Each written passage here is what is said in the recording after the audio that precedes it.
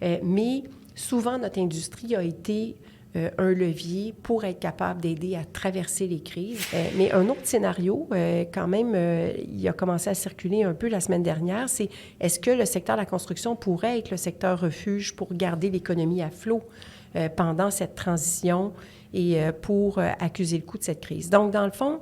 Comme on l'avait vu en 2008, ce qui nous avait aidé à traverser la crise en 2008, c'est entre autres le plan d'infrastructure puis d'investissement public pour stimuler la construction. Ça peut être une valeur refuge, comme vous dites. Exactement.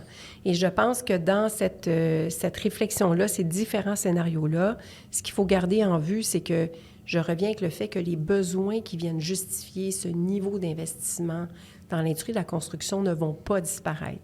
On doit mettre à niveau nos routes, on doit mettre à niveau nos infrastructures institutionnelles, on doit livrer du logement. Donc, les besoins sont tellement importants.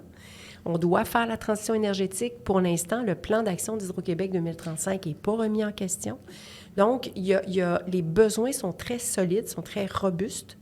L'impact que pourrait avoir la situation d'incertitude sur les coûts de construction, il faut s'en préoccuper, bien sûr. Mais souvent, notre industrie a été un levier pour être capable d'aider à traverser les crises.